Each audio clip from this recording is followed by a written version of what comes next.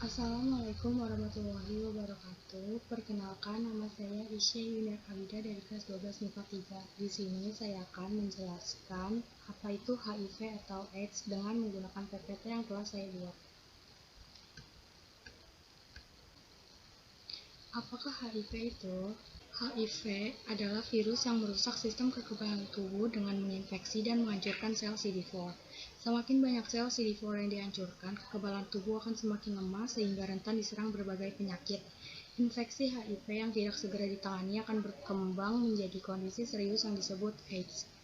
AIDS adalah stadium akhir dari infeksi virus HIV. Pada tahap ini, kemampuan tubuh untuk melawan infeksi sudah hilang sepenuhnya. Sampai saat ini belum ada obat untuk menangani HIV dan AIDS. Akan tetapi, ada obat untuk memperlambat perkembangan penyakit tersebut dan dapat meningkatkan harapan hidup penderita HIV atau ODHA. Tipe HIV. Virus HIV terbagi menjadi dua tipe utama, yaitu HIV-1 dan HIV-2.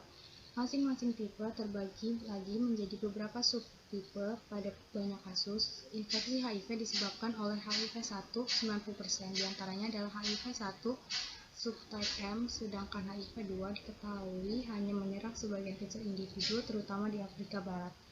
Infeksi HIV dapat disebabkan oleh lebih dari satu subtype virus, terutama bila seseorang tertular lebih dari satu orang. Kondisi ini disebut dengan superinfeksi. Meski kondisi ini hanya terjadi kurang dari 4% penderita HIV, risiko superinfeksi cukup tinggi pada 3 tahun pertama setelah terinfeksi.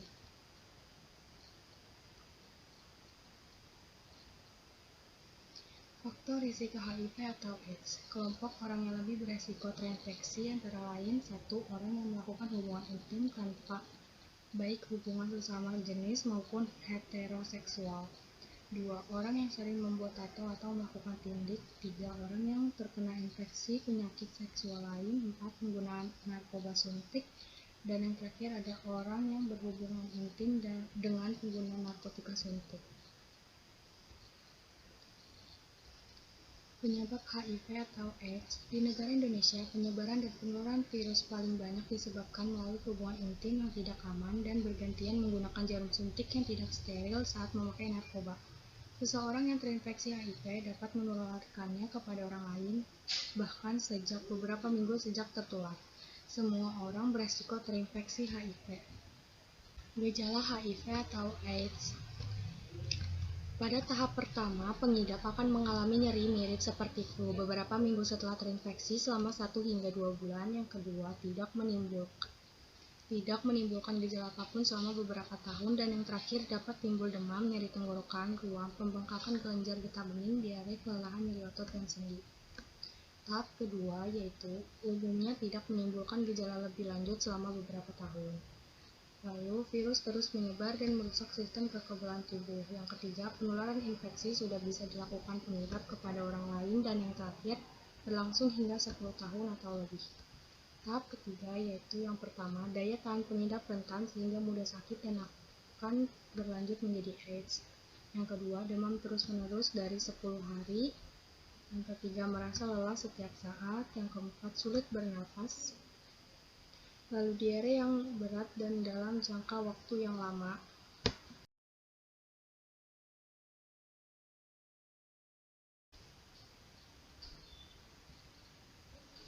Pengobatan HIV dan AIDS. Meskipun sampai saat ini belum ada obat untuk menyembuhkan HIV, tetapi ada jenis obat yang dapat memperlambat perkembangan virus. Jenis obat ini disebut antiretroviral atau ARV.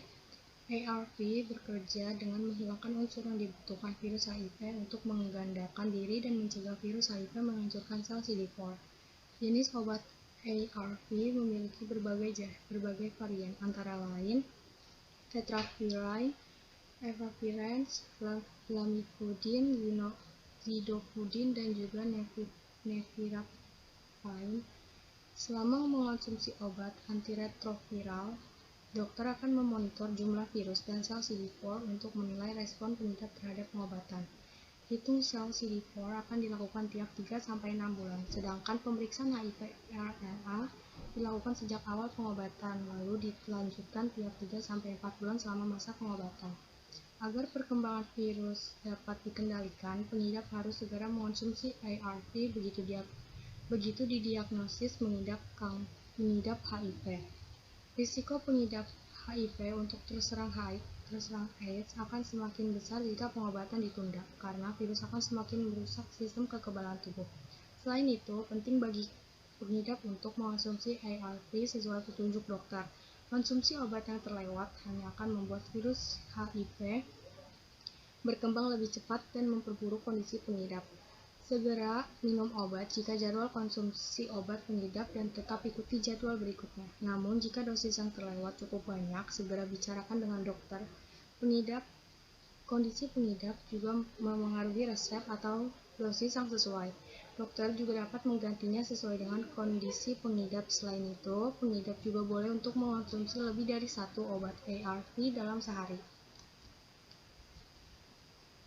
Pencegahan HIV dan AIDS. Yang pertama, gunakan yang baru setiap berhubungan intim, baik hubungan intim vaginal maupun anal. Yang kedua, hindari berhubungan intim dengan lebih dari satu pasangan. Yang ketiga, bersikap jujur kepada pasangan jika mengidap positif HIV agar pasangan juga menjalani tes HIV. Yang keempat, diskusikan dengan dokter jika didiagnosis positif HIV saat hamil mengenai penanganan selanjutnya dan perencanaan persalinan untuk mencegah penularan dari ibu ke janin. Yang kelima, ada bersunat untuk mengurangi resiko infeksi HIV. Dan yang terakhir, jika menduga baru saja terinfeksi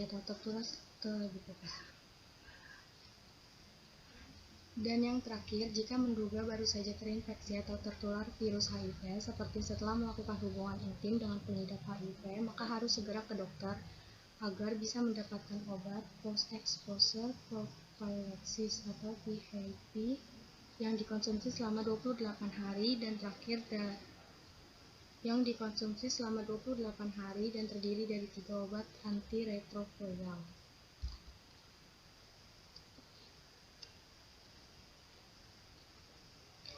Jadi itu saja yang bisa saya jelaskan tentang apa itu HIV dan AIDS dan cara pencegahannya.